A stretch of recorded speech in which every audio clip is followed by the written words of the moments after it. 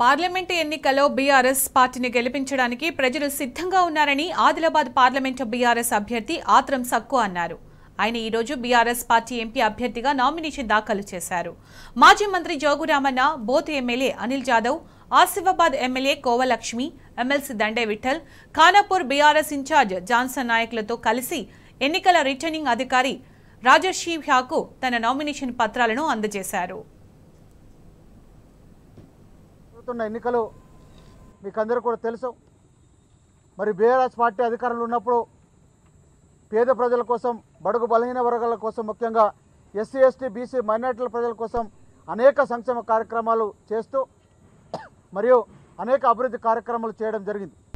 ఇవాళ ముఖ్యంగా తెలంగాణ రాష్ట్రం యొక్క హక్కులు పరిరక్షించబడాలన్నా, మరి కేంద్రం నుంచి తెలంగాణకు ఆ రోజు మరి విభజన చట్టంలో పొందుపరిచిన అంశాలన్నీ కూడా పూర్తి స్థాయిలో అమలు కావాలంటే ఖచ్చితంగా ప్రశ్నించే గొంతు, నాడు తెలంగాణను ఏ రకంగా అయితే సాధించుకున్నామో, ఏ రకంగా అయితే ఉద్యమం చేసి మనం సాధించుకున్నామో ఆ రకంగానే మరి తెలంగాణకు రావాల్సినటువంటి నిధులు కావచ్చు, తెలంగాణకు రావాల్సినటువంటి పారిశ్రామిక సంస్థలు కావచ్చు, తెలంగాణకు రావాల్సినటువంటి అనేక కార్యక్రమాల విషయంలో ఇవాళ తెలంగాణకు శ్రీరామ రక్షగా ఉన్నటువంటి బీఆర్ఎస్ పార్టీ దాంతో మాత్రమే సాధ్యమవుతుంది.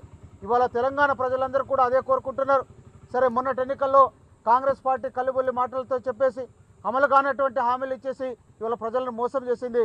ప్రజలందరూ కూడా ఆ 6 హామీలు 420 420 ఏవైతే ఉన్నాయో వాటిని గురించి ప్రజలు అడుగుతున్నారు.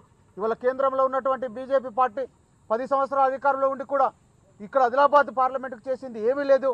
మొన్న ఇక్కడ సాక్షాత్తు ప్రధానిగా ఉన్నటువంటి పెద్దలు మోడీ గారు వచ్చిన తర్వాత కూడా ఆదిలాబాద్ మీటింగ్ చేసిన సందర్భంలో మరి ఏ ఒక్క హామీ కూడా ఇవ్వకపోవడం, ఇవాళ ఆదిలాబాద్లో ముఖ్యంగా ఇవాళ ఏదైతే సిమెంట్ ఫ్యాక్టరీకి సంబంధించి కావచ్చు, ఆదిలాబాద్ నుంచి ఆర్మూర్కు రైల్వే లైన్ కావచ్చు, అదేవిధంగా ఆదిలాబాద్లో టెక్స్టైల్ సంబంధించి కావచ్చు, ఆదిలాబాద్లో విమానాశ్రయం కావచ్చు, ఇంకా చాలా అంశాల విషయంలో కేంద్రం పరిధిలో ఉన్న అంశాలు ఏ ఒక్కటి కూడా పూర్తి చేయకపోవడం, అదేవిధంగా మా ప్రాంతంలో రెబెల్లో ఏదైతే ఓవర్ బ్రిడ్జ్ మాట్లాడింతకుముందు చెప్పడం జరిగింది అది కూడా కాకపోవడం, అనేకంగా వాళ్ళు వైఫల్యాలు ఉన్నారు. కాబట్టి తప్పకుండా వీటిని పార్లమెంట్లో ఏ ఒక్క అభ్యర్థి గతంలో గెలిచిన వాళ్ళు ఎవరు కూడా అక్కడ ప్రస్తావించకపోవడంతో మరి ఈ సమస్యల పరిష్కారం కాలేదు.